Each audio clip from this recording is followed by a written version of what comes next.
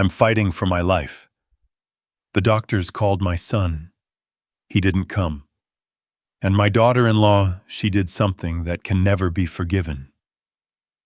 The light hurt. Clinical. Inescapable. Air thin as metal. Antiseptic clung to my throat. A monitor kept time beside me, pitiless and steady. From the corridor, rubber soles whispered over tile. A door sighed shut. The room felt scrubbed of anything human. "Mr. Granger, can you hear me?" A voice pulled me in. Low. Certain. I turned. A woman stood by the bed, hair pulled back, eyes that had seen too many nights like this. Dr. Miriam Owens. "You collapsed in your garage," she said. "A neighbor called 911. Paramedics had you here in 15 minutes. That window saved you." Her pen tapped my chart. The monitor answered for my heart. "Your numbers aren't where we want them," she said. "Troponins elevated. It looks like a non-ST elevation MI. We caught it inside the golden hour, so you bought yourself time." She glanced at me.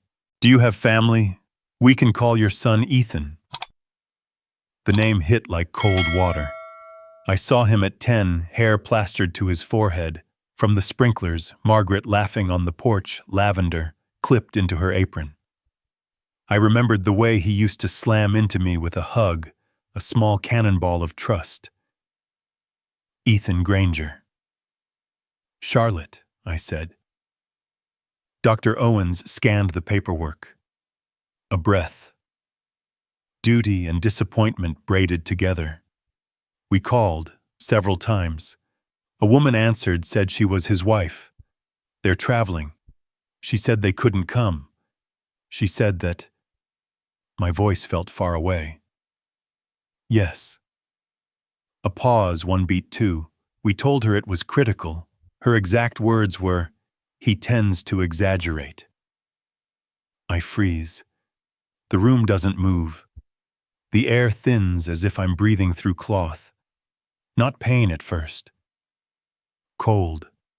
It starts in the sternum, creeps to the fingers, turns them into strangers.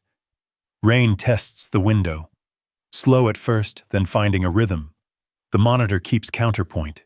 A cart rattles past. A curtain whispers shut. A machine sighs. Life continues its chores while I lie there learning what I already know. A nurse slips in, quick hands, soft voice. She swaps the IV, checks the line. "Try to rest, Mr. Granger," she says, as if asking a bridge to be shorter. "You've been through a lot." I stare past her at the glass. Outside, ambulance lights smear across wet asphalt, red and white, dissolving like watercolor. Margaret's voice rises, affectionate and mercilessly true. Sometimes the silence of the person you love hurts worse than the illness. Sleep stays away. Every beep is a year. Summer 85, shingles so hot they blister my palms as I hammer our roof into a promise. Winter without enough heat. Firewood and spare change. Counting quarters so Ethan can make his field trip. Spring 95, the old Ford. Gravel spitting under the fenders, his hands shaking on the wheel.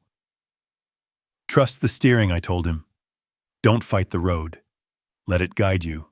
He laughed, sunlight in a boy's throat. What does he trust now if not me? The door opens.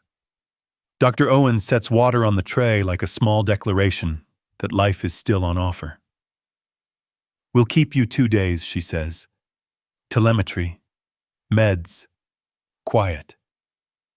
"Sometimes quiet's the worst part," I rasp. She stops in the doorway, looks back. Quiet's how the heart relearns its job. She's gone. Coffee and rain disappear with her. The storm eases, refuses to leave. A soft rush, a curtain of sound that makes the room smaller.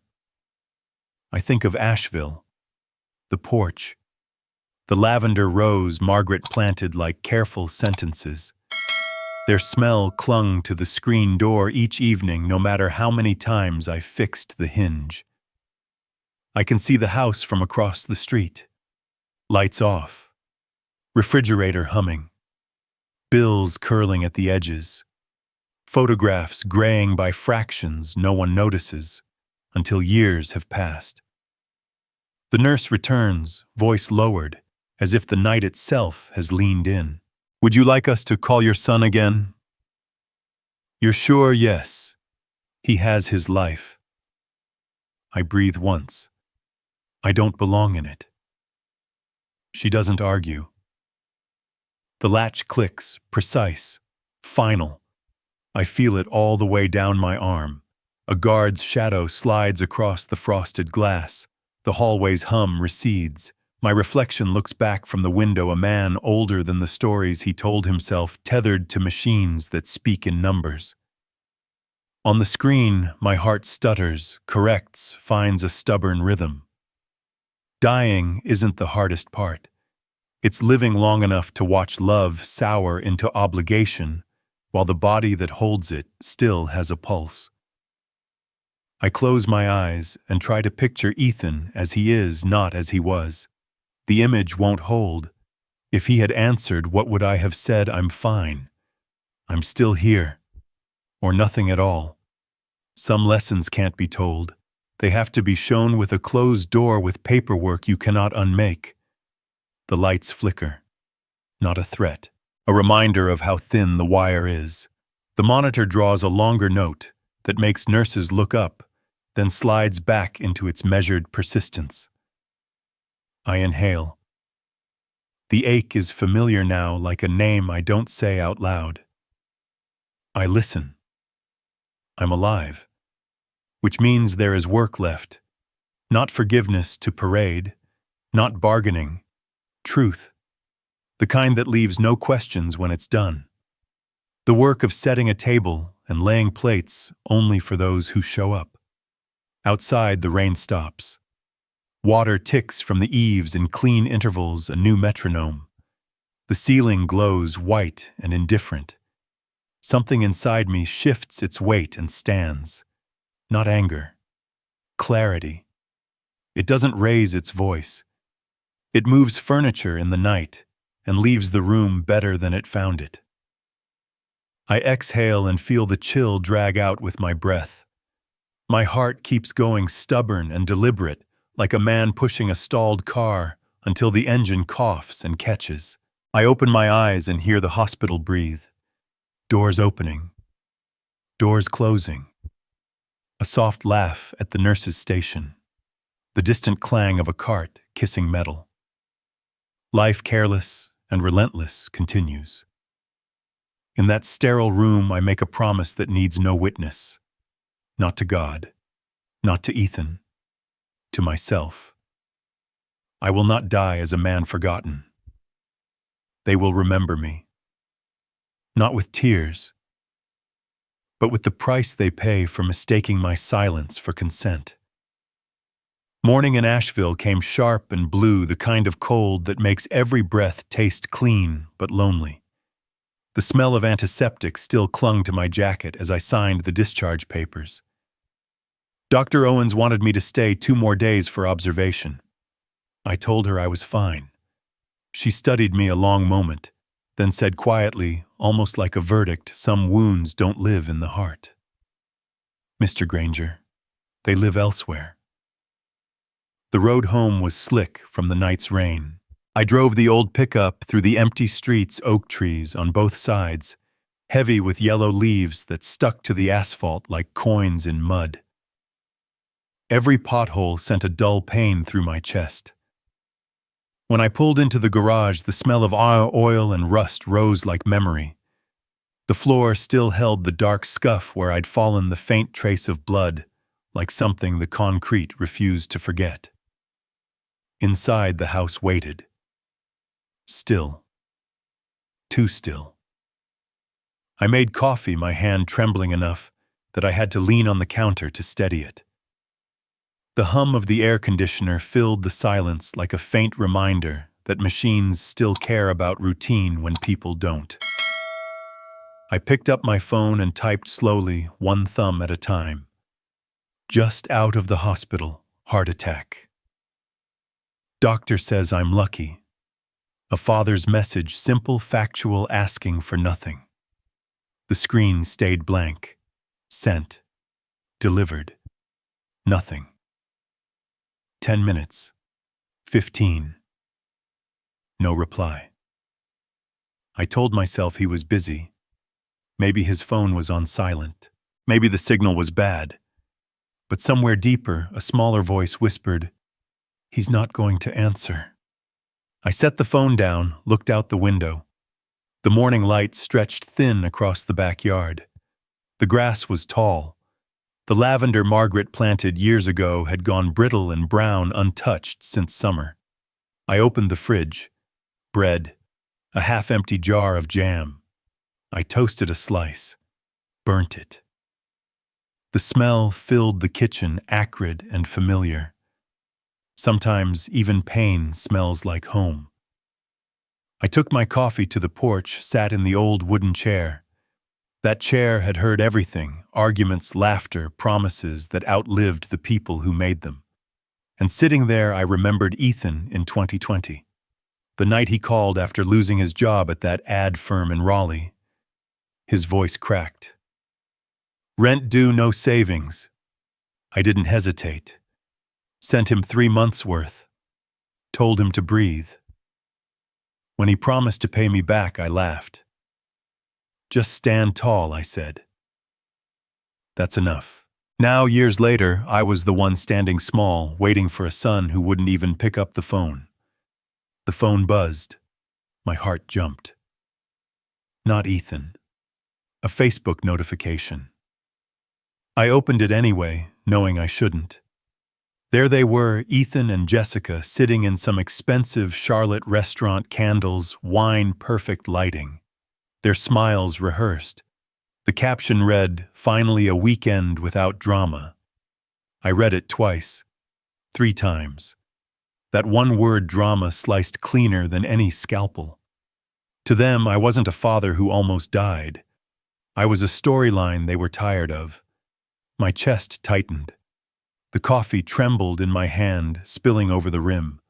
I stood up, went inside, opened the drawer, found the small brown bottle.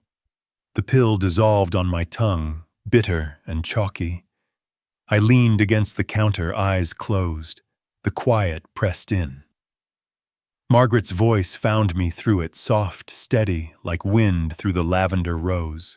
You can't teach gratitude to those who've never known need. I turned on the lamp in the living room. The light washed over the photo on the wall, Margaret in her garden, Ethan beside her, 5 years old, a grin full of sun. Dust clung to the glass when I touched it. You see, love, he's forgotten me. I sat on the couch, phone in hand again. His name at the top of my contacts. I pressed call. The ring went on steady and hollow. Then voicemail. I called again and again. The polite voice answered, each time efficient, distant. I didn't leave a message. There was nothing left worth recording. Outside, the light was thinning gold, fading to gray. I stepped back onto the porch. The wind carried the damp scent of rot and leaves. Across the fence, Karen Phillips was watering her roses. She waved. Walter, you're back. We were all so worried. Thank God someone found you in time. I nodded, managed to smile. Still breathing, Karen. That's something. She looked like she wanted to say more, but I turned away, went back inside. The notebook sat on my desk. My old habit from retirement days, expenses, repairs, lists that used to matter. I flipped past pages of grocery tallies and home maintenance notes until I found a blank line. I wrote people I can't call when I need them. Beneath it, just one name. Ethan Granger. I closed the book, leaned back, listened to the clock tick on the wall, patient, impartial. I remembered the last time I visited his house. Jessica opened the door, polite smile, sharp eyes. "He's in a meeting." "Zoom," she said. "You can wait if you want." I waited nearly 2 hours, watched their wedding photos fill the hallway. Not one of them had me or Margaret in it. When Ethan finally appeared, he didn't meet my eyes. "Cha, I'm swamped. We'll talk tomorrow." There was no tomorrow, only the sound of the door closing behind me as I left. Now in this house, the air felt thick with ghosts. Margaret's reading chair, the workbench where I fixed my old cameras, all of it hollowed out like props after the play has ended. I picked up the phone again. Still nothing. Screen black. I set it down, walked slowly toward the bedroom. At the doorway, I stopped. My chest felt wide, heavy, like someone had opened a space inside me and filled it with cold air. You can spend a lifetime building love, I thought. But sometimes it only takes one silence to kill it. The next morning when I came back from the pharmacy, the back door was ajar. Just a crack enough for the wind to slip through and make it creak, a sound I had never heard in this house before. I froze on the porch, keys still in hand, staring at that half-open door like a wound that hadn't decided whether to heal or bleed. A cold instinct climbed my spine. Inside, the air was wrong.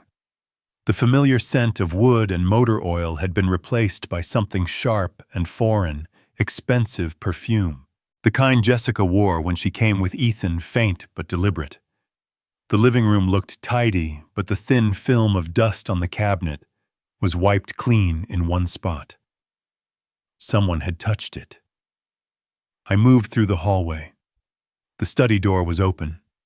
The moment I stepped in, I knew.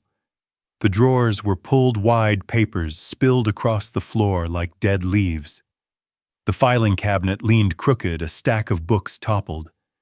The air carried that strange stillness that follows intrusion, the quiet that knows it's guilty.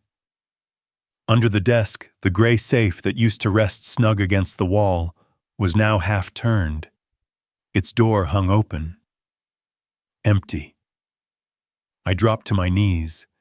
My fingers brushed the cold metal lip, trembling. $15,000 gone. My emergency cash saved over years. Margaret used to say, "Keep a little tucked away. Banks fail. People do too." I listened to her, but not well enough. Now it was gone. Every bill, every folded promise vanished like it had never existed. I sank into the chair, the room tilting slightly. Sweat beaded on the back of my neck, though the air was cool. My heart pounded hard enough to echo in my ears. I thought of the lock code. Only Ethan and I knew it. I remembered how his eyes used to flick toward the safe when he visited, quick, calculating, as if doing quiet math in his head. A knock startled me. I wiped my palms on my jeans and opened the door. Karen Phillips stood there, silver hair in a soft bun, holding a newspaper and a basket of cookies. She smiled, then her face fell when she saw mine. "Walter, are you all right? I was just coming by because I noticed a strange car outside your house yesterday." My voice caught. "A strange car." She nodded. "White sedan, North Carolina plates, parked right out front. I saw your daughter-in-law at the back door. Asked if something was wrong. She said she was picking up a few things for you." Karen hesitated, looked down as if afraid of the words. She said, "He won't need these things much longer." The room went silent. The wind rose, flipping the newspaper from her hand. The front page opened on the walkway. "Real estate market surges again." I bent to pick it up, my hands shaking. The headline looked like mockery. This house had been appraised more than once, agents calling, offering more each year. I always refused. This was where Margaret took her last breath, where her voice still lived in the walls. To me, it was home. To others, it was equity. I looked around at the clock Ethan once knocked off the wall and apologized for at Margaret's dried flowers still in their vase at the chair where I used to read after dinner. All of it intact, yet everything inside felt touched, spoiled. I sat back down the newspaper, trembling in my hands. "Are you sure it was Jessica?" I asked. Karen nodded. Red coat, hair tied up, high heels. Looked like she belonged here. She smiled, said she was helping you tidy up, but she lowered her voice. Her smile didn't reach her eyes. I thanked her and managed to keep my tone steady. When she left, I closed the door and leaned against it until my knees steadied. Then I called Ethan. The phone rang once, twice, 3 times, then picked up. "Hey, Dad," he said, calm, polite, distracted. "I'm in the middle of a meeting." "Everything okay?" "Your wife was here yesterday." A pause. "Oh, yeah. Jessica mentioned she stopped by. Said she was picking up a few documents." "Why, the safe's empty." "Ethan." I tried to keep my voice level. "You know what was in there?" Silence. I heard him breathe. The faint scrape of a chair. "Dad, you're mistaken. I didn't know she was going. She probably cleaned up a bit. Look, I have to get back to this call." Then the click, the long, sterile dial tone. I stared at the phone in my hand until it felt like a piece of metal. Back in the study, I examined the scene again. The window latch untouched, the lock intact, the key exactly where I'd left it. Too clean, too deliberate. Whoever did it hadn't broken in. They'd been let in. I ran my hand across the desk over the papers and found a small scratch in the corner, fresh, shallow, curved like a fingernail drag. I opened the drawer where I kept a photograph, me and Margaret, Florida, 1988. The frame was still there. The photo was gone. I closed my eyes, steadying my breath. Each inhale hurt. It wasn't anger yet, it was realization, heavy and sharp. The knowledge that family doesn't always break you with betrayal. Sometimes it erodes you quietly, like water wearing down stone. That afternoon, I stopped by Karen's again, thanked her. She poured tea, steam curling between us. "Are you going to the police?" she asked. I shook my head. "Family business. I'll handle it." Her eyes softened, sad and worried.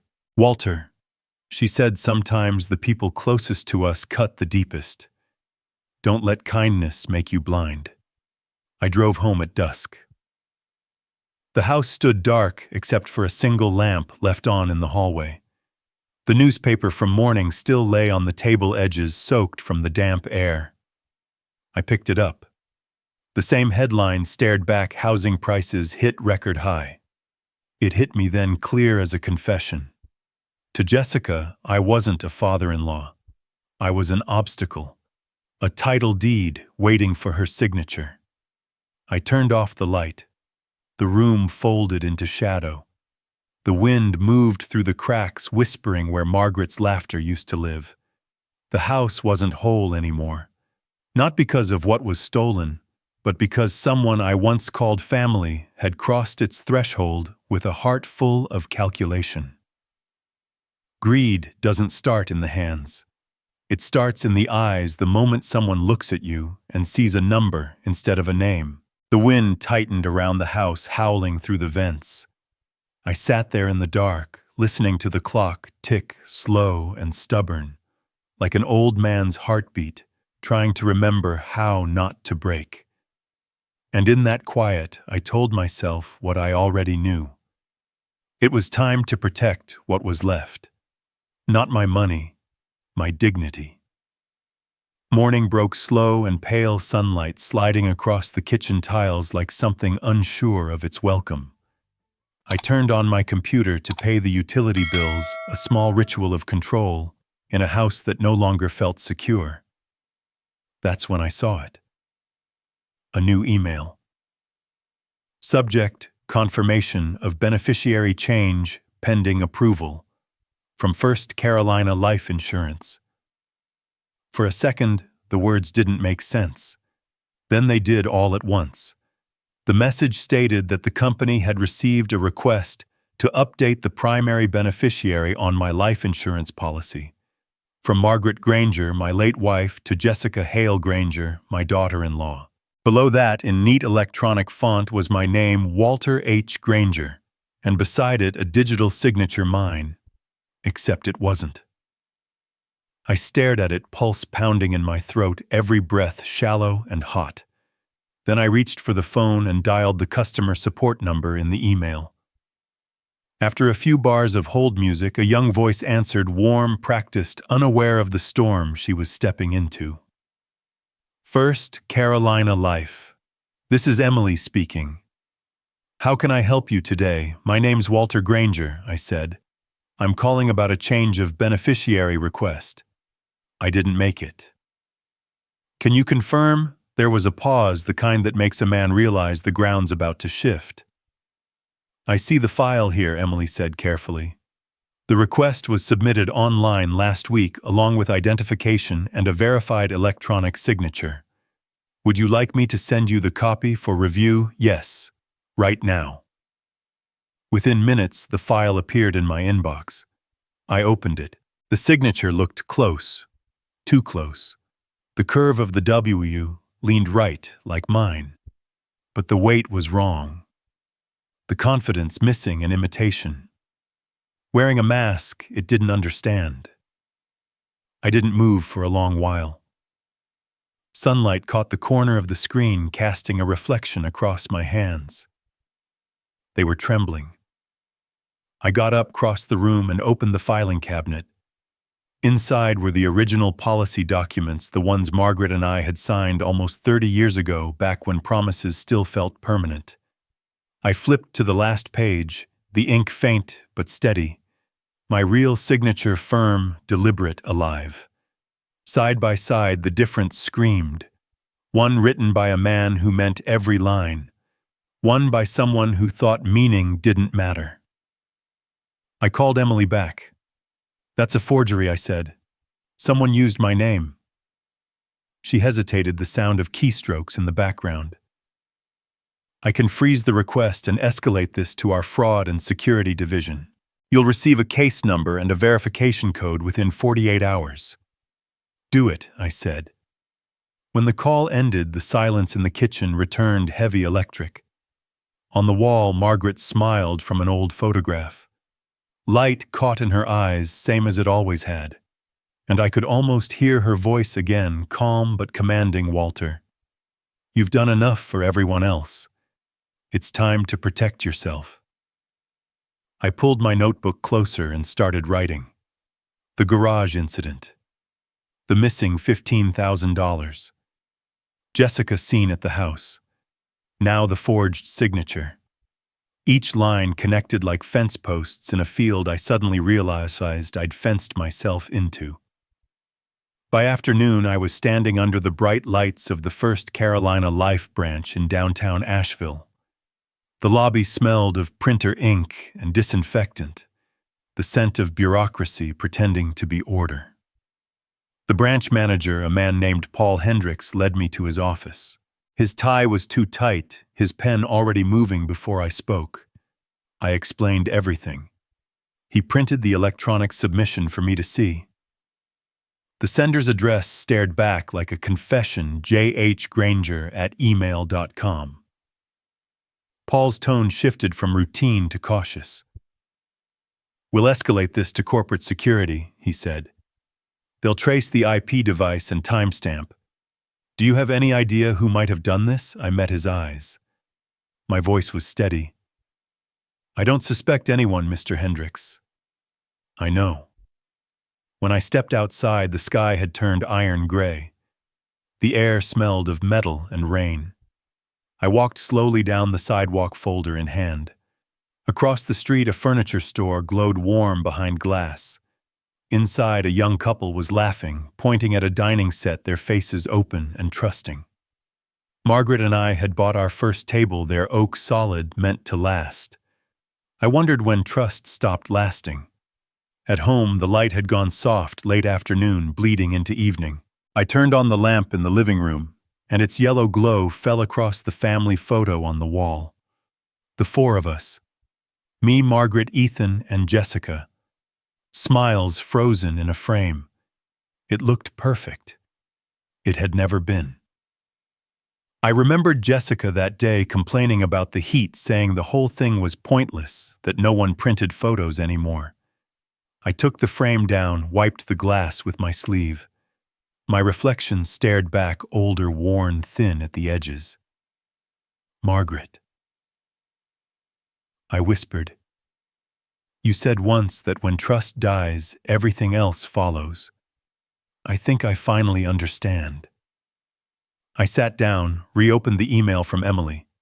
At the bottom beneath the signature block was the system timestamp, 9:14 a.m. the same morning Jessica was here. Everything aligned too perfectly to be coincidence. I printed every document, the fake signature, the original contract, the email trail, even the bank transfers I'd sent Ethan over the years. I slipped them all into a folder and placed it in the drawer where Margaret used to keep our letters. Outside, rain began to fall, steady, deliberate, like someone drumming fingers on the roof to count the seconds. I stood by the window and watched it sweep through the lavender that still clung to life in the garden. Each stalk bowed, but didn't break. By the time the sky turned dark, I knew what I had to do. I sat at the table, opened my phone, scrolled through contacts until I found one I hadn't dialed in years. Sam Fletcher, attorney, the man who had helped me draft my will back in 2017. Next to his name, a note I'd written long ago, trustworthy, knows where the bodies are buried. I saved his number to favorites. Then closed the phone. Thunder murmured somewhere beyond the hills, distant but coming closer. The house filled with the smell of rain and old wood. I leaned back in my chair and let the quiet settle around me, no longer afraid of it.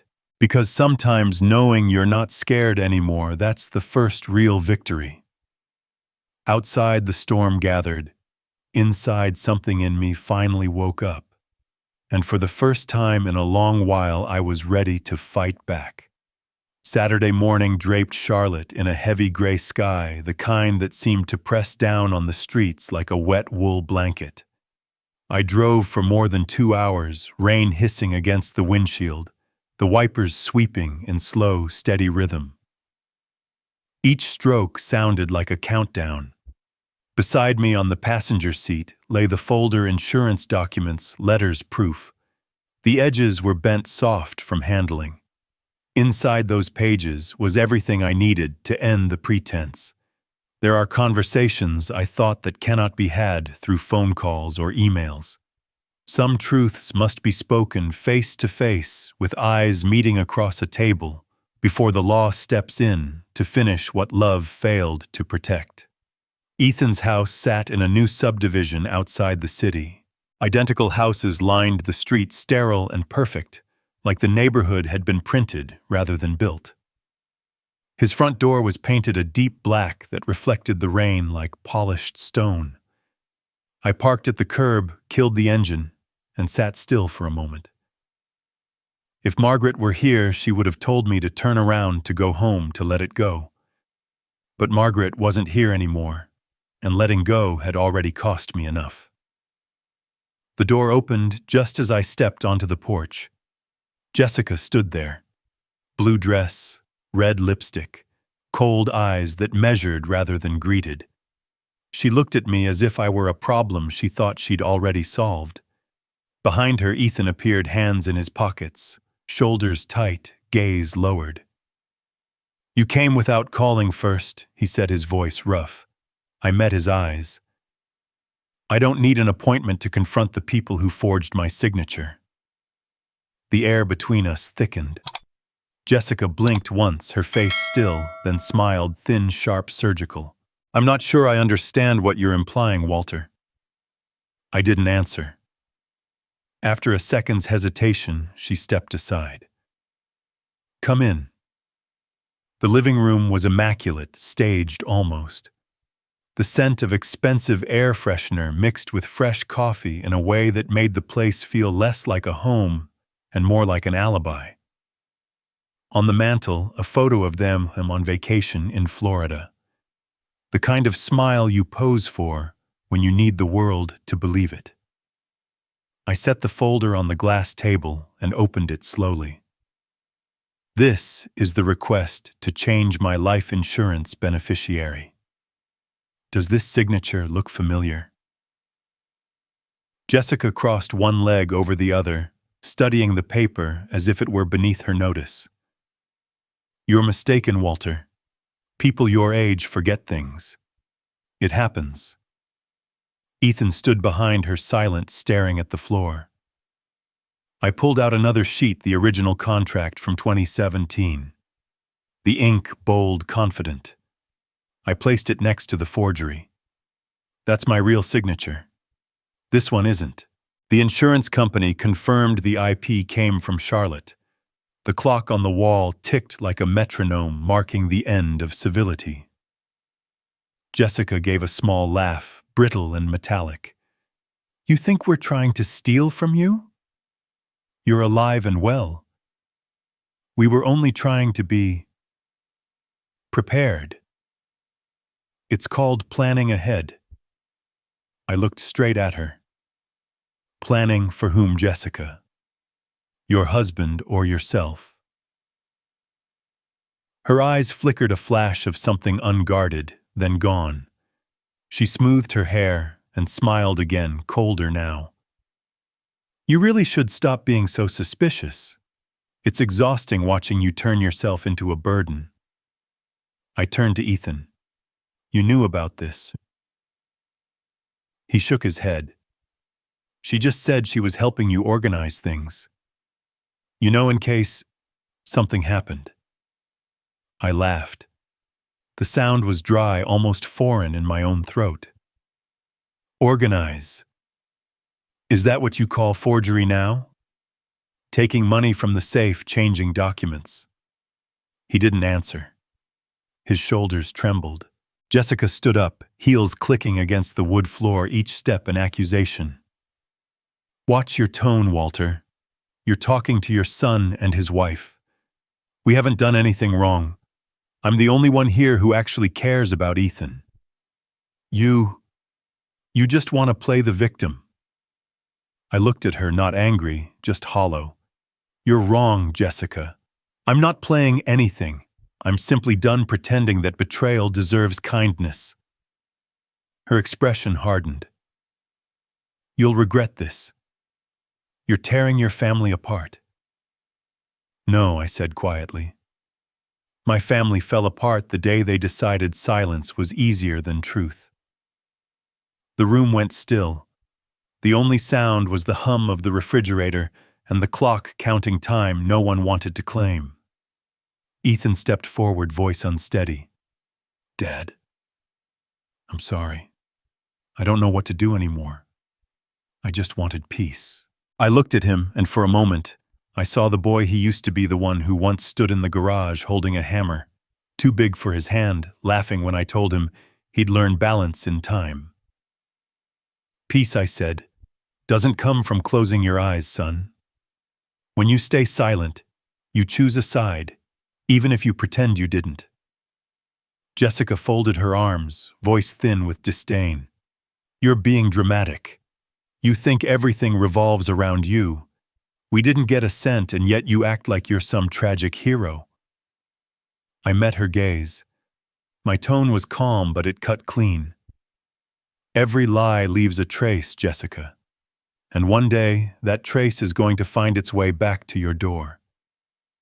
I gathered the papers, slid them into the folder, closed it carefully. My hands shook, but my mind was clear. Ethan took a step closer, lips parting as if to speak. I raised a hand. Don't. Jessica's laugh followed me to the door, low and syrupy. You should get your memory checked, Walter. Next time you'll probably forget what you signed. I stopped my back still to them. Sometimes I said softly, silence is just another kind of guilt. Then I opened the door. Rain was falling, not heavy, but cold, steady, relentless. The first drop landed on my shoulder and burned like truth. The door shut behind me with a hollow thud, final as a verdict. Walking down the steps, each footfall felt heavier than the last, like I was stepping through the past itself. I climbed into the truck, turned the key. The windshield fogged instantly, blurring the house into two silhouettes behind the glass, Ethan and Jessica, side by side, motionless. Two shadows sharing one lie. I started the engine. The sound cut through the rain, harsh and alive. The street ahead stretched wet and shining streetlights breaking into fractured gold across the asphalt.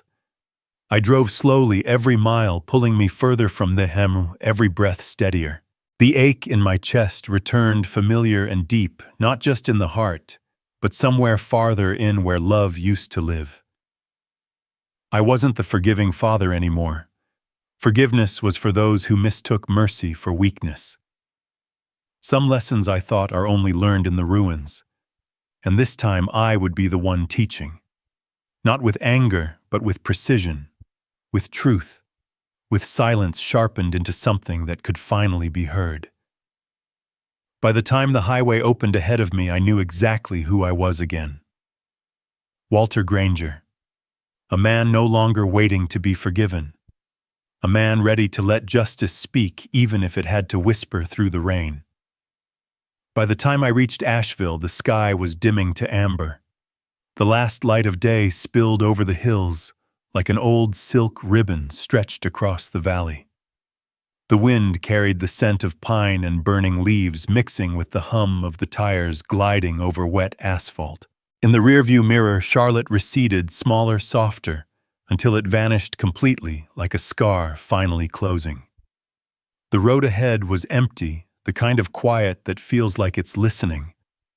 I could hear my own heartbeat, slow and deliberate, each pulse counting down towards something final. When I pulled into the driveway, I shut off the engine and sat still. The house loomed in front of me, framed by dying lavender and the faint glow of sunset. For a long moment, I just listened to my own breathing. Then I took out my phone and dialed Sam Burton. He answered on the third ring, his voice rough but familiar. "Walter," he said, "I was just about to call you. Come by the office.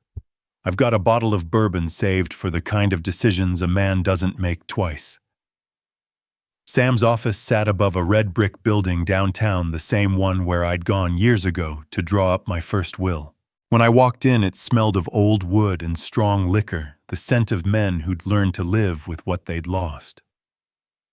He stood by the window, tall, silver-haired, still carrying that quiet authority that didn't need to raise its voice. We shook hands, a slow, firm gesture that said more than words. "I heard what happened," he said. "Start from the top." So I did. The heart attack, the break-in, the missing cash, the forged signature, the confrontation in Charlotte. He didn't interrupt once, just swirled the bourbon in his glass and studied me like he was measuring the depth of a crack that had been growing for years. When I finished, he set the glass down. "Walter," he said, his tone low but sharp, "you're a decent man. Always have been. But decency can turn you into bait if you're not careful. Some people don't recognize kindness, they see an opportunity." I sat in silence, listening to the clock tick in the corner, steady as a heartbeat before a break. Sam reached into a drawer and placed a stack of documents on the desk. "Sell the house," he said. "Start over. Cut every legal tie before they do something worse. It's a beautiful home, but it's not worth burying yourself in." The papers looked simple, blank lines, printed clauses, but they felt heavier than anything I'd signed before. That house was where Margaret and I had built our life. I'd laid every brick myself, planted those rows of lavender, because she loved the smell in summer. But sometimes you have to walk away from the places that hold you hostage. I asked quietly who'd even want to buy a 60-year-old man's house. Sam smiled, faint and knowing. A couple from Durham, the Stanleys, good people. The husband Mark works in construction. The wife Lori teaches art. They've got a little girl. Sold their condo, paid off their debts. They're looking for something real, a place that already has a heartbeat. I looked down into the glass he'd poured me. The bourbon glowed amber in the lamplight, the color of memory and endings. And the legal side, I asked. I don't want anyone contesting it, not even Ethan. Sam reached into his jacket, pulled out a business card, and slid it across the desk. Andrew Myers, real estate attorney. I've worked with him for years. He'll make sure this transfer severs every right of inheritance. Once it's signed, it's done. No one, not even family, can undo it. I held the card between my fingers. It was thick, smooth-edged, cold. Something inside me tightened, then let go. It wasn't fear, it was the ache of knowing I was about to cut away the last piece of the past, still tethered to love. How long, I asked. If you agree tonight, he said, they'll view the property tomorrow. By Monday morning, we sign. I nodded slowly. Do it. He studied me, eyes lined with both wisdom and pity. You're sure? Once you sign, there's no going back. I lifted the glass and took a sip. The burn hit deep, but it steadied me. I've lost enough to know what staying costs. Sometimes survival isn't about holding on, it's about letting go. Sam opened a fresh folder, the pen whispering across the paper like rain against the window. When he passed it over, I took the pen. My hand trembled on the first stroke, then steadied. This time, no one would forge my name again. The next day, the Stanleys came. They were younger than I'd expected, mid-40s, polite, genuine. Lori ran her fingertips along the living room wall, her voice soft, as if she were speaking to the house itself. It has a soul, she said. That stopped me cold. I watched them walk through the kitchen where Margaret used to bake every morning, where Ethan's laughter once echoed between the cabinets. And I realized maybe the house was waiting for someone who could love it again, someone who hadn't yet learned how heavy memories can be. That evening, Sam called. They'll take it, he said. Monday morning, Myers' office. Bring your ID and whatever piece you've got left. Monday came dressed in sunlight. Asheville looked washed clean after the weekend's rain. I put on my old gray vest, the one Margaret had bought me for our 25th anniversary, and slipped her photo into my pocket. Myers' office was in a glass building on South Slope, modern, precise the opposite of the world I came from. He was younger than I expected. Crisp suit, steady eyes, voice that left no room for confusion. He read through every clause, his diction, careful, his tone professional. Once you sign here, Mr. Granger, ownership transfers to the Stanley family immediately. No relative, direct or otherwise, can contest it. He handed me the pen. The signature line glared up at me, my name printed clean and final. I opened my wallet and looked at Margaret's photo. Her hair caught in the breeze, her smile as gentle as ever. Her voice returned to me like a whisper through the years. Walter, you've done enough. It's time to protect what's left. I signed. Slowly at first, then firm, the ink drying into permanence. Myers nodded, signed his part, and extended his hand. Congratulations, Mr. Granger. You're officially free. Outside, the sunlight poured down in gold sheets. I stood at the top of the steps, the city stretching below, cars passing like quiet thoughts. The wind moved through the oaks, and for the first time in years, my chest didn't feel heavy. I didn't feel like a man who'd lost his home. I felt like a man who'd reclaimed his air. What I'd done wasn't about real estate. It was about ending captivity, about cutting loose the last thread that kept betrayal close enough to breathe on me. If anyone were to ask whether I regretted it, I'd say no. Because there comes a point when goodness must prove it can defend itself. And when it finally stands, it leaves nothing behind but the ashes of deceit and the clean, sharp silence of freedom. Monday morning came wrapped in a thin mist that clung to the Asheville Valley like damp cloth. I sat on the porch with a mug of weak coffee and a folder of documents clipped tight, the kind of preparation that feels more like armor than order. A gray sedan pulled up at the gate, blinked twice, then went still. A woman stepped out, dark coat hair pulled back her stride, quick and exact. She introduced herself as Detective Lisa Moreno, Buncombe County Financial Crimes Unit. First Carolina Life had forwarded her the fraud report. We sat in the living room. She opened a slim case on the coffee table, spreading printed pages and a small digital recorder with the precision of someone used to unpacking lies. She explained that the insurance company's cybersecurity division had traced the fraudulent request, the false beneficiary change, to an IP address in Charlotte. Same morning, my neighbor saw Jessica at my house. I nodded and slid across my folder originals, emails, photos of signatures, and a list of withdrawals from my reserve account. The one only Ethan and I knew about. Her eyes moved steadily over each page, marking details with quiet, deliberate strokes. Our conversation was stripped of emotion, nothing wasted, every question landing like a hammer on an anvil. Then she placed a form in front of me. "This is your official statement, Mr. Granger.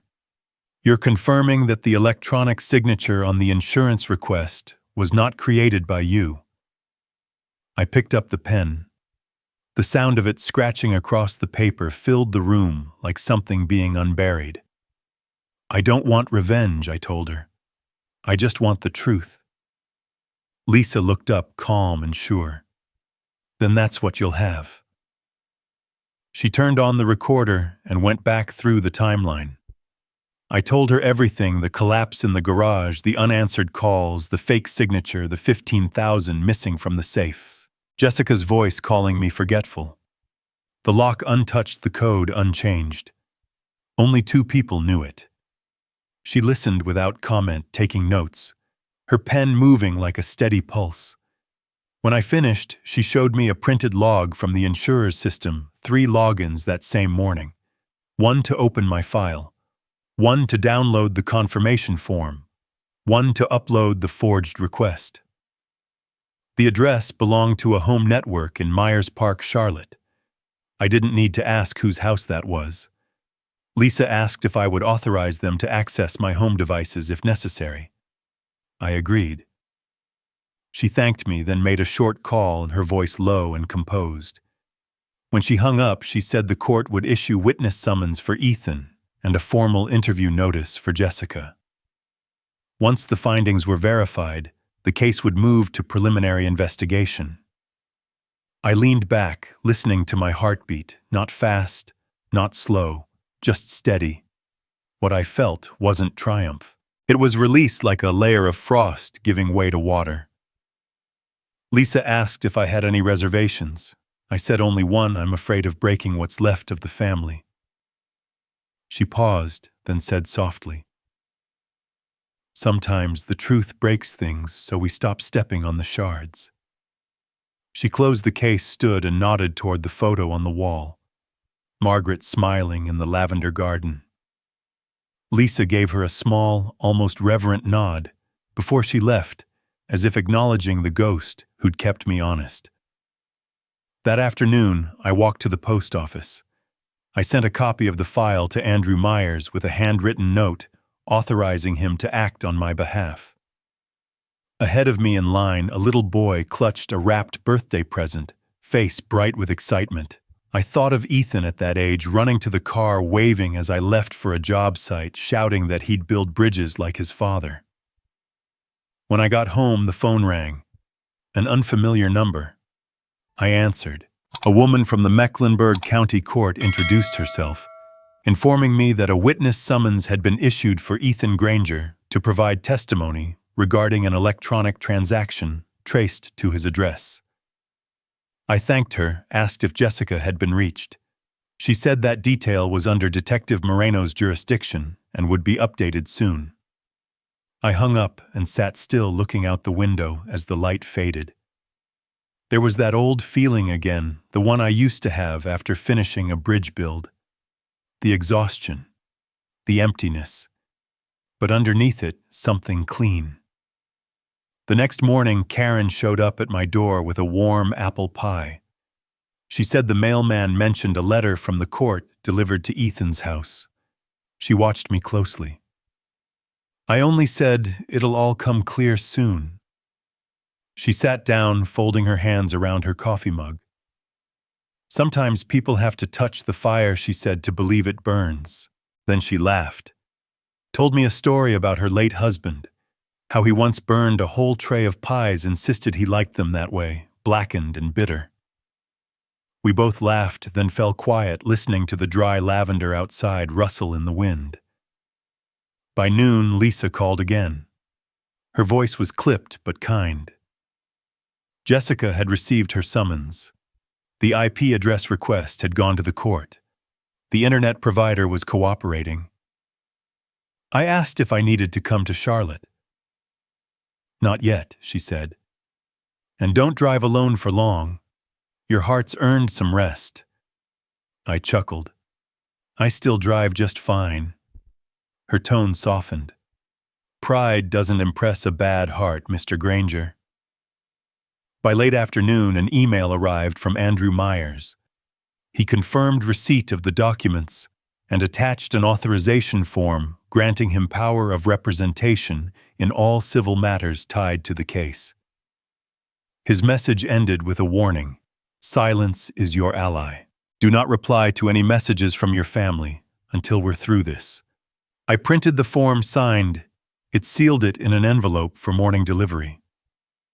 Night came quiet and close. I sat in the living room, the desk lamp casting a warm cone of light on the worn wooden table. My palm rested on the smooth surface, polished thin from decades of use. It felt like the back of an old horse that had carried too much weight for too many years. I thought of Ethan, of the letter he'd just received, of what it might do to him. Maybe it would open his eyes. Maybe it wouldn't. But once people see the cracks in the wall they built themselves, nothing ever looks solid again. The phone buzzed once. Ethan. 2 sentences. "Dad, I got the summons. Can we talk?" I stared at the screen for a long time, then set the phone down, face down on the table, a small silent stone against the grain of the wood. Outside, the rain had faded, leaving behind only the soft, damp air of early night. I could hear the slow drip from the eaves, the sigh of wood settling under the moisture. I didn't answer him. Not yet. I closed the notebook on the table, turned off the lamp, and let the room sink into the kind of darkness that listens. And in that stillness, with the smell of rain and lavender lingering in the air, I finally heard what silence sounds like when it belongs to you. Sunday morning arrived, soft and gray, the valley wrapped in a thin film of mist that clung to rooftops and drifted through the streets like breath. The bells of St. Matthew's Church rolled down from the hill, low, solemn notes spreading through the damp air, until even the quiet houses seemed to listen. I pulled on a heavier coat and stepped out onto the porch. The cold hit my face, carrying the smell of wet earth and wood smoke from chimneys below the ridge. The town was still the kind of stillness that looks peaceful from the outside, but feels like something holding its breath. There was weight in the air that morning, the kind that tells you calm is only the skin of a deeper storm. Then came the knock, soft but hurried. Karen Phillips stood at the door, her glasses fogged from the steam of the tea she held. I'd known her for 20 years. Her face had the look of someone forced to carry news she wished she didn't know. "Walter," she said quietly, "I thought you should hear it from me. People at church, they're talking. They say Jessica's being investigated for insurance fraud." I didn't ask how she knew, and in a small town, bad news travels on its own legs faster than the truth that follows it. I watched the tea tremble in her hands. She went on, "I hate being the messenger. But word's out now. You know how it is here, gossip is how people remind themselves they're still better than someone." I nodded. "Thank you, Karen." She studied my face, maybe expecting anger or grief. Instead, I just said, "I'm fine." It was bound to happen. Her hand came to rest on my shoulder, a small human gesture, in a morning that suddenly felt very far from ordinary. After she left, I sat on the porch watching the thin columns of chimney smoke rise and dissolve in the sunlight. The church bells kept ringing, slow, deliberate, each one tugging me backward in time. Back to the Sundays when Margaret was still here. She'd wear that blue dress she loved, carrying her basket of rolls for the early service, humming as she went down the path. She used to say church wasn't just a place for prayer. It was where people saw themselves reflected in the eyes of others. This morning I understood what she meant. Somewhere in that sanctuary, my family's reflection was being held up for everyone to see. Jessica would not take it quietly, she never had. I could almost picture her in Charlotte, face tight as porcelain, voice sharp, phone clattering to the table. And I was right. By late afternoon, Karen came by again, bringing warm bread that filled the kitchen with the smell of butter and comfort. But her tone had changed, low, uneasy. Someone from the church charity group said they saw Ethan and Jessica fighting in the parking lot at Myers Park. I stopped slicing the bread. What did they hear? She hesitated. They said Ethan shouted at her, loud enough for everyone to stop and stare. "You turned my father into a victim just to get the money." The words landed like a blow, slow, precise, irrevocable. My hand shook against the table, the wood cool beneath my palm. I could hear the sentence echoing, each syllable carving through the quiet, like steel through cloth. Pain followed, yes, sharp, deep, but underneath it, something else release. Like the moment a wound finally starts to close. After all this time, my son had spoken what should have been said long ago. Karen's eyes glistened. "Are you all right, Walter?" I smiled faintly. He needs to hurt Karen. Sometimes pain is the only teacher that tells the truth. She nodded, and when she left, the silence folded back in around me. The bells faded in the distance, blending with the wind until they sounded almost like a heartbeat, one that was learning to slow down. I looked up at Margaret's photo on the wall. Her smile was as soft as ever, the light catching on the glass like the shimmer of an old memory, refusing to dim. I wondered if she would have forgiven them, or if she'd be feeling the same ache that now sat in my chest, too deep to be anger, too tired to be hate. Night fell slow. The wind from the French Broad River slipped through the cracks of the old house, carrying damp air and the scent of grass after rain. I sat in the study, the desk lamp glowing faintly over sealed folders and court-stamped papers. Outside, the moon hid behind clouds, its dim light leaking through the curtains in thin silver streaks like a hand reaching from another world. The phone vibrated. "Ethan." I let it ring once, twice, then answered. The message was short. "Dad, I need to see you." I read it 3 times. 4. The words pulsed in my head, uneven as a failing heartbeat. I typed back slowly. "You don't need to talk, son. You need to understand." I could feel something tearing loose inside me, not a muscle, not a nerve, but the invisible thread that ties father and son through years of trying and silence. That bond doesn't snap all at once. It rots in layers through missed calls, small lies, promises never kept. Until one day what used to be love becomes an echo in an empty room. I pictured Ethan in their house in Charlotte Lights on Jessica beside him, both stripped of excuses now. I imagined his face regret mixed with fear, not of punishment, but of truth. And maybe I thought that's the beginning of redemption. I turned toward the window. The lavender in the garden was gone, brown stems trembling in the wind. Margaret once told me, every flower must die before it blooms again. Maybe relationships are the same. Sometimes they have to die completely to be reborn if they ever are. I closed the door, and turned off the light. The bells of St. Matthew rang their final notes across the valley, thin, distant, almost tender.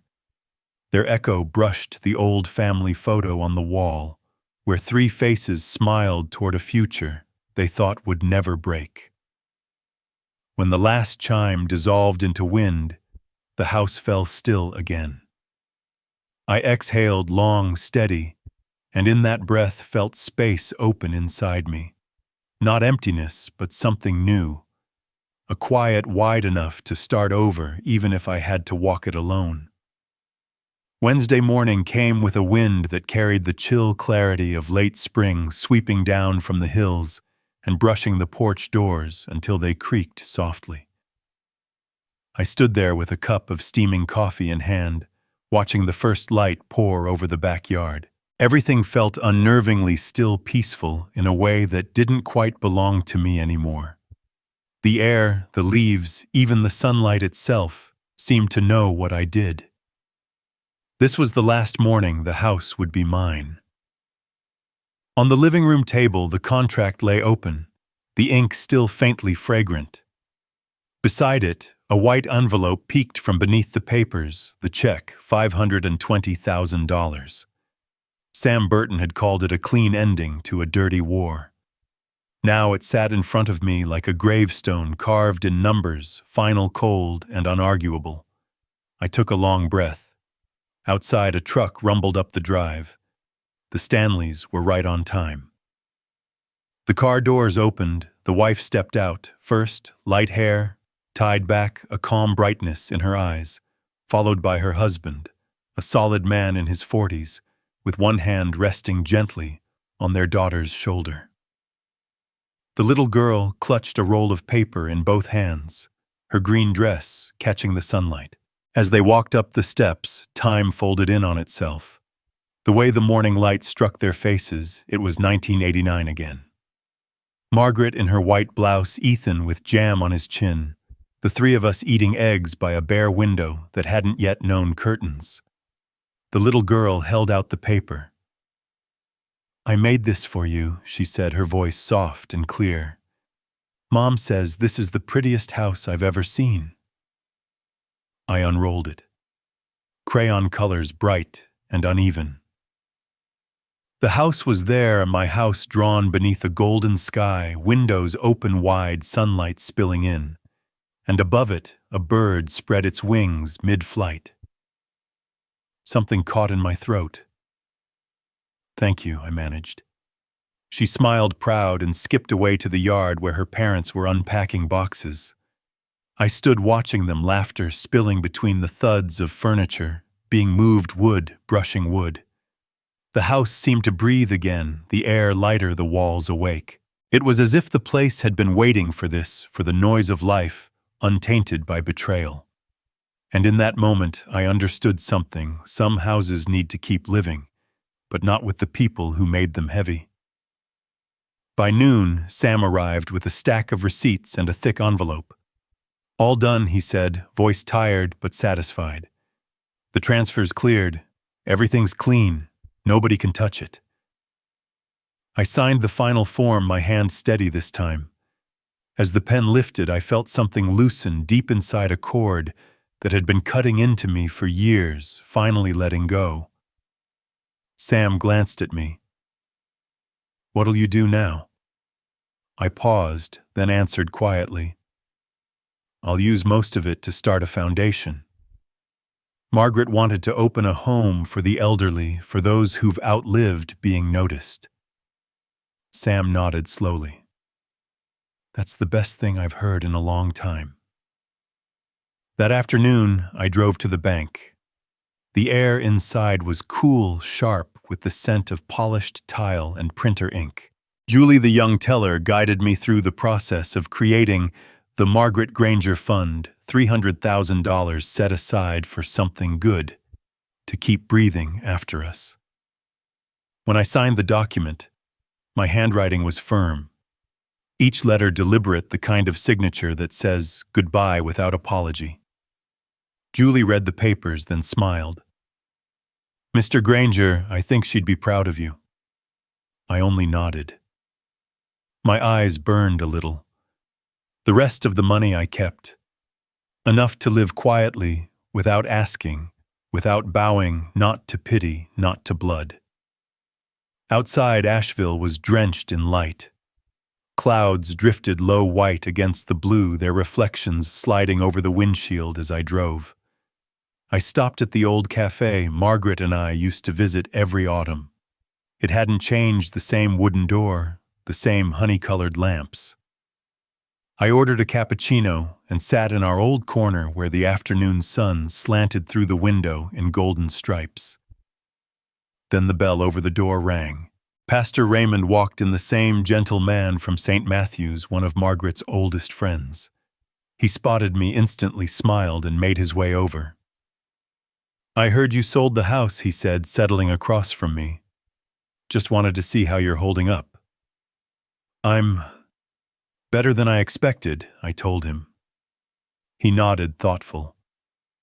"Sometimes God closes a door not as punishment, but to make sure you walk through one that's smaller and safer." I smiled faintly, eyes on the window. "Maybe so. I think I just found that door. It just wasn't where I thought it'd be." Raymond's voice softened. "Margaret once told me you could fix anything except what's inside your own heart." I didn't argue. At this age, silence is how we admit the truth. When we parted outside, he rested a hand on my shoulder. "If you ever miss the sound of the bells come to morning service, there's always a seat left for someone coming home." I watched him walk down the street, leaves falling around his shoes, and felt a stillness settle in me. As evening approached, I drove past the old house. The sign out front now read, "The Stanley Family." The windows glowed with warm light, the sound of laughter floating out, the clink of glasses, the thud of small feet running down the hall. I didn't get out of the car, just sat there watching through the windshield. The house wasn't mine anymore, but it was alive. And maybe that was the whole point. On the way back, the sky turned to burnished copper. The sun sank behind the mountains, honey spilling across rooftops and fields. I stopped at the wooden bridge over the French Broad River, leaned against the railing, and watched the water shimmer with firelight. Across the river, the hills glowed orange, the town resting in a peace so humble it almost felt holy, the kind of peace only those who've lost everything can recognize. I thought of Margaret, her laughter like wind through lavender, of Ethan, of Jessica. Their names no longer a wound, just echoes fading into the distance. They were all pieces of the same painting, and for the first time I could step back and let the frame close. I turned toward the car. On the passenger seat lay Ava's drawing, the little girl's bright house under the yellow sun, a bird rising from the roof. I brushed a finger over the paper. It felt warm. Then I started the engine.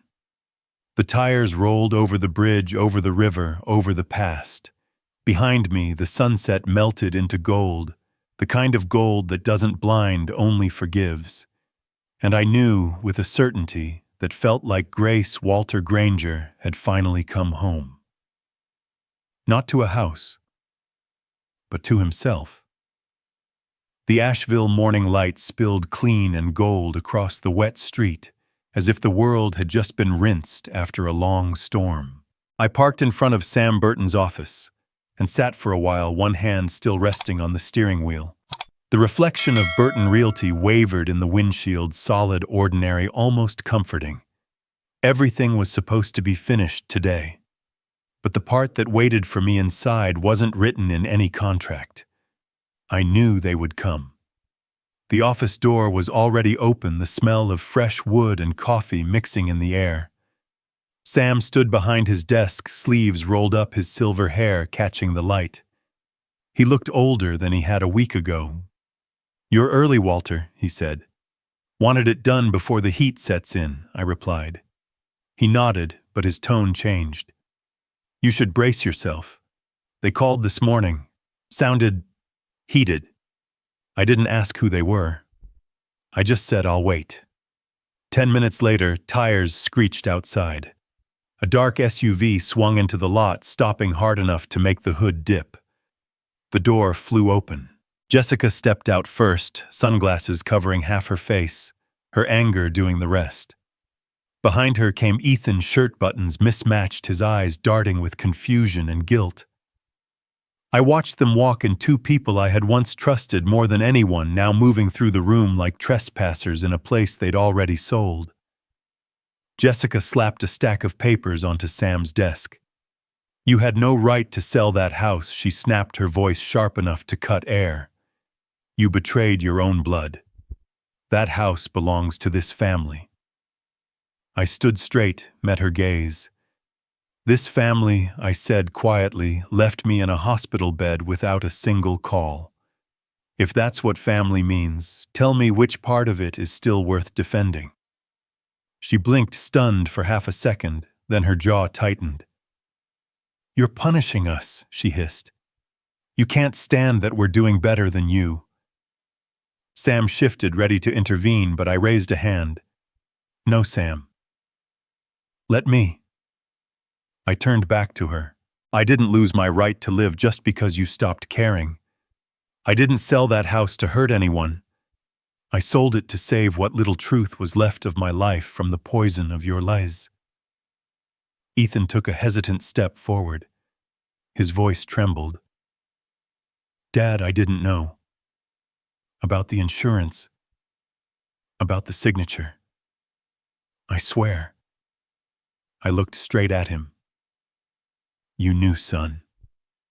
You just chose not to see. And that's what hurts the most." His shoulders sagged, hands clenching, then falling open, like a man realizing the weight he carried was his own doing. Jessica shot him a glare, her tone rising. "You think you can wash away your guilt with a check and a sermon? People will see you for what you are, a bitter old man selling his house out of spite." I stepped closer, voice low but steady. "Let them see whatever they want. But every time you look in a mirror, you'll see what I do, a liar trying to outlive her lies. And me, I'll see a man who finally told the truth." She let out a cold laugh. "You'll die alone, Walter. No one wants to be around someone who cuts off their own blood." I met her gaze. "You don't understand loneliness, Jessica. Loneliness is living under the same roof with people who pretend you're not there. I've lived that kind long enough." The room went heavy, too quiet, too still. The ticking of Sam's wall clock sounded like hammer blows. Ethan stepped forward again, voice cracking. "Dad, I'm sorry. I let it go too far." I looked at him for a long moment and saw both versions of him, the boy who once ran across the yard shouting, "Dad, watch me," and the man who forgot how to look me in the eye. "You don't have to apologize," I said softly.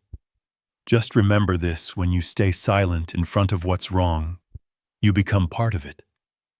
Jessica blinked hard, her composure starting to crack. She turned toward Sam, her tone defiant. "We could sue. That house was part of the family estate, his late wife's inheritance." I answered before Sam could speak. Margaret and I built that house with our hands, not her will. No court can force me to leave it to people who treated me like a burden. Ethan reached out to calm her, but she jerked away. "You're destroying everything," she screamed. I shook my head. "I'm not destroying anything," I said. "I'm just showing it for what it really is." She froze, lips trembling. Ethan's voice dropped to a whisper. She said she only wanted to help. I was stupid enough to believe her. I nodded gently. Sometimes people only learn the price of greed when they lose the last thing that could have saved them. Jessica turned sharply and stormed out the door, slamming so hard the wind followed her in. Ethan lingered at the threshold, eyes wet, voice small. "If I try to fix it, is it too late?" In his gaze, I saw the faint flickering light of awakening, fragile but real. "It's never too late," I said, "unless you keep lying to yourself." He nodded once, then left. The sound of their car faded down the street, metal grinding the echo of something broken and irreparable. I stood still for a long time, breathing evenly, then reached into my pocket and pulled out a small object, the old house key. I placed it on Sam's desk. He looked at me. "You sure?" I nodded. "It's the only thing I hadn't let go of. Now I can." "Keep it, Sam. Consider it proof of a lesson learned." He gripped my shoulder, eyes glistening. "Walter, you've gone farther than most men ever do." I smiled faintly. "Sometimes we don't get to choose who betrays us, Sam, but we can choose how the story ends." I stepped outside. The sunlight hit my face, forcing my eyes to narrow. The "sold" sign swayed gently in the wind. Beneath it, a few wildflowers had pushed through the gravel, small, stubborn things living where they shouldn't. I stood there for a moment, taking in the sight, the slope of the road leading into downtown Asheville, the faint hum of cars, the unblemished blue of the sky. Then I drew a deep breath. The weight I'd carried for years finally lifted, dissolving into air. Behind me, the office door closed with a soft click, a sound that felt like punctuation. The last line of a long, painful chapter. No witnesses, no applause, just the quiet dignity of an ending done right. I walked down the steps, sunlight spilling across my shoulders. In my pocket, Ava's drawing still rested, the house glowing in yellow light, the bird rising from its roof. And as I walked toward the street, I understood I hadn't just left a house behind. I had found the man who once built it. Summer in Asheville arrived like a sigh, quiet, weightless, almost apologetic. Each morning, mist settled over the French Broad River, thin as gauze, and sunlight touched the surface like threads of gold stretching between the hills. I lived now in a small apartment by the water, second floor of an old brick building overlooking the same wooden bridge where I used to stop during drives. The place was just enough for one man, a leather armchair, a short bookcase, a wooden desk by the window. On that desk sat Margaret's photograph, her smile unchanged, as if she were still keeping the morning light company. My days began early. I'd brew coffee, open the window, and listen to the river's slow voice. The current carried something I hadn't felt in years, a peace that didn't need to explain itself. From where I sat, I could see joggers crossing the bridge, a man walking his dog, two old fishermen by the dock. I'd sip my coffee and write a few lines in a small notebook, not about regret or loss, just about things I wanted to remember before they faded. Sam visited sometimes, usually bringing bourbon or an apple pie still warm from the oven. We'd talk until the light changed color. He said I looked different now, clearer somehow, like I'd finally stepped out from under something heavy. I told him a man only finds peace once he stops needing to be understood. The news about Jessica came in mid-August. It was printed on the second page of the Asheville Chronicle. Former financial representative Jessica Hale, convicted of falsifying insurance documents. 2-year suspended sentence, $50,000 fine, license revoked. Below it was her photo, the same face once painted in perfect symmetry, now pale and hollow. I set the paper down and looked toward the river. The wind rippled across its surface, breaking the reflection into trembling lines. I didn't feel triumph, not even satisfaction. Just a still calm, as if the wheel had finally come full circle, and what had once spun out of orbit had returned to where it belonged. Ethan's turn came a week later. Sam called, voice low but steady. Ethan had filed for divorce, left his corporate job, and taken a modest position at a small marketing firm in Charlotte. He'd moved into a 2-bedroom apartment near downtown, living alone. People said he'd lost weight, stopped attending events, drove the old car again. I didn't comment. Some lessons, I thought, can only be learned in the dark. One late afternoon, as I was reading by the window, the mailman knocked. He handed me a cream-colored envelope, no return address, just my name written in round, hesitant script. Inside was a photograph, 3 figures standing in front of the old house, me, Margaret, and a small boy holding a red kite. On the back, a short line written in uneven pen strokes. I'm sorry. I hope you've found peace. For a moment, I couldn't move. Sunlight slanted through the window, falling across the picture, until Margaret's eyes seemed to glint again. I read the words over and over, not for meaning, but for the silence around them.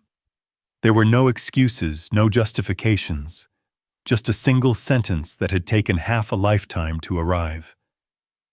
I folded the photo carefully and walked to the wooden chest that had belonged to Margaret. When I opened the lid, the scent of old oak rose like a memory. Inside were the small keepsakes time could not erode, her handkerchief, with the faint lavender thread, a birthday card I'd made badly years ago, a letter she'd written in 1987. Its ink faded to gray, and a pressed sprig of lavender between 2 Bible pages. I placed Ethan's photograph inside, closed the lid gently, and rested my hands on top. Outside, the sunlight was dimming.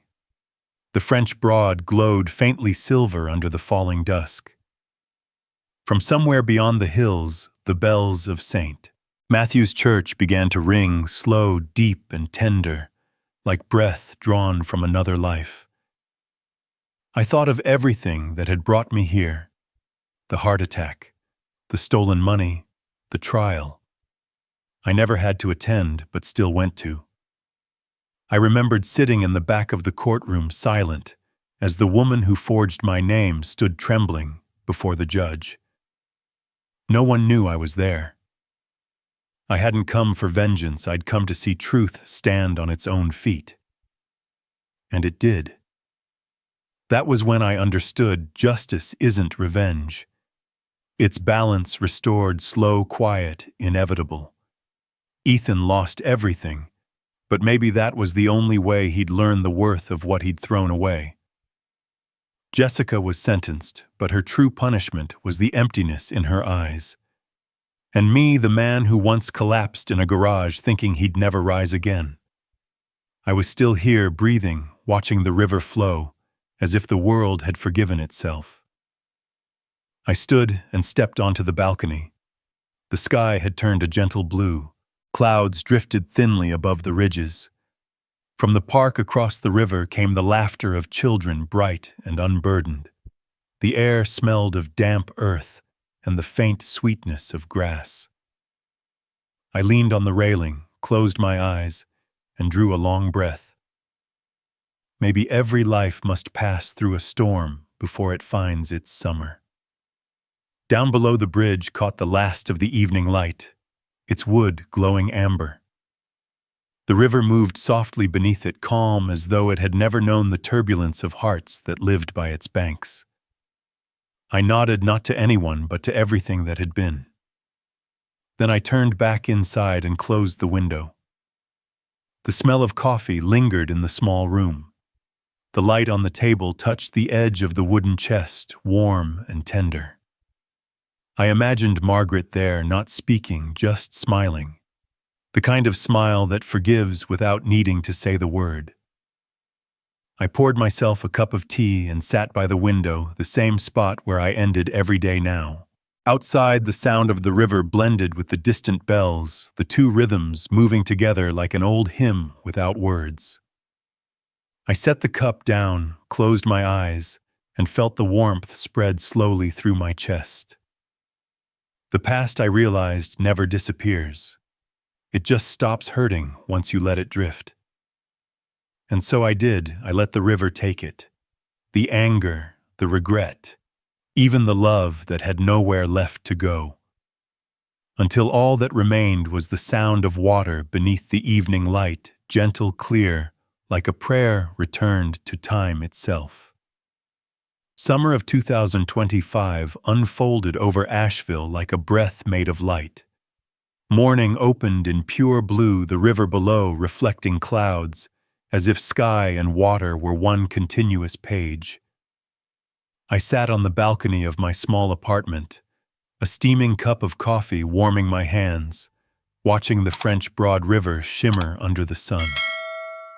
Steam rose from the surface, slow, fragrant, patient, as though even time itself was sipping alongside me. Across the water, laughter from the park floated over the current, mingling with the rhythmic dip of oars as an old couple rowed their canoe downstream. Then came a soft knock at the door. Pastor Raymond stood there, straw hat, tilted white linen shirt, catching the morning light, his familiar kind smile making the whole room seem warmer. He handed me a thin folder. "It's a new program," he said. "A collaboration between the church and the town council for the elderly living alone around the River Arts District. We need someone to coordinate logistics, rides, lunches, medical checkups." I thought of you. I invited him in. We sat by the window table, the wind from the river lifting the pages between us. Raymond laid out the plan, outreach schedules, clinic partnerships, lists of volunteers, and gaps in the budget. He pointed to the margins. "If possible," he said gently, "the Margaret Granger Fund could bridge these shortfalls. Otherwise, we'll have to cut the program by mid-season." I read every page carefully. The words didn't blur the way they once did, perhaps because I'd stopped searching for escape routes and started looking for ways to build. I saw the transport routes, the notes about soft bread for weak teeth, the list of familiar names scattered through the neighborhood. I nodded. "I'll handle the logistics," I said. "Volunteer coordination, too. The fund can cover the remaining costs, but every invoice stays transparent, and the first round must go to those without family." Raymond reached for my hand and squeezed it the way people do when words are unnecessary. We talked until the church bells began to ring from the hills, slow and even, marking another hour gently earned. Raymond stood promising to return the next afternoon with his team. Before leaving, he took one last look around my apartment and, seeing something different in my eyes, nodded, as though that was the answer he'd come for. When the door closed, my phone buzzed. "Ethan." I looked at the screen for a moment, steady now, no sinking feeling, no sting. Then I answered. "Dad." His voice came quiet, measured. "I know I don't deserve it, but I'm trying. I've changed jobs, smaller company, fewer hours. I drive the old car. I'm learning to pick up the phone when someone calls. I see a counselor every Thursday. I'm not asking for anything. I just wanted to tell you I'm moving in the right direction, even if it's slow." The sound of wind moved through the receiver. He must have been on his own balcony somewhere in Charlotte. I set the cup down and spoke slowly.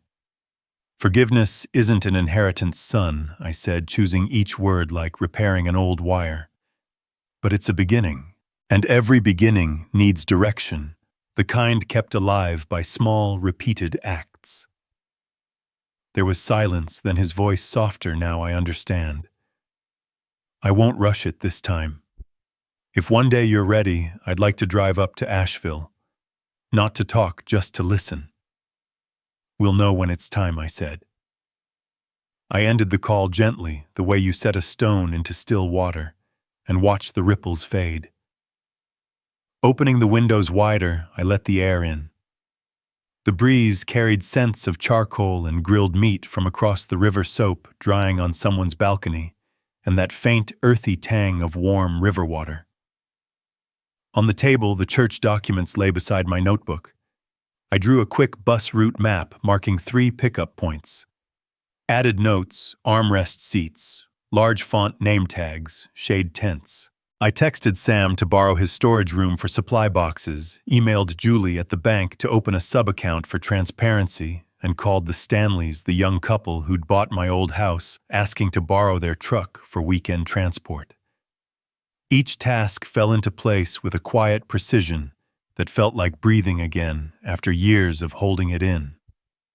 By noon, I walked to the East Market on the far bank. The air buzzed with laughter and the scent of ripe peaches, strawberries, and fresh bread. I bought a small bundle of lavender. Its scent followed me all the way home, softening every thought. Crossing the wooden bridge, I stopped halfway and leaned on the rail. The river ran green beneath me, light and depth shifting like memory. A group of kayakers passed below, their voices, bright, startling a flock of black riverbirds into flight. They rose in arcs across the sky, small, free, unburdened. Late afternoon brought Raymond back, this time with 2 young coordinators. We spread a map of Asheville across the table, marking clinics, bus routes, rest stops. When they asked where to hold the first health fair, I pointed to the open lawn beside St. Matthew's Church, shaded by the great oak. Set up chairs there, I said. Bring water and cold towels and make sure the ramp fits wheelchairs. Print name tags large enough for old eyes. They nodded, taking notes. When they left, the apartment felt filled not with emptiness, but purpose, the quiet kind that settles in when you finally begin to rebuild without expectation. The evening fell slowly. Sunlight withdrew from the river, leaving a thin silver trace on its surface. I brewed jasmine tea, placed the new lavender beside Margaret's photo. The scent mingled in the air, soft, floral, forgiving. I wrote a few lines in my notebook about Ethan's call, about the volunteer work, about the strange lightness that comes when memory stops chasing you. I didn't try to define peace. I just recognized it by its absence of struggle. The phone buzzed again, a message from Ethan. A photo of a notebook. Inside, a short entry in uneven handwriting. "Thank you, Dad." I didn't reply. Not yet. I set the phone down, stood, and stepped out to the balcony. The Asheville sky was impossibly clear, the hills casting long shadows, St. Matthew's steeple visible in the distance, its bells preparing to toll the evening hour. I lifted my hand toward the sunlight. It fell across the faint scars that had marked years of collapse and recovery, from the night I fell in the garage to the morning I learned to stand again. This hand had once signed away a house, once trembled with anger and regret. Now it was simply steady, steady enough to hold a cup of tea, steady enough to rest on another's shoulder when they need balance. And maybe that was enough. Thank you for staying until the end of the story. If you too believe that peace is the gentlest form of justice, please share this story, hit like and subscribe to help keep its message alive.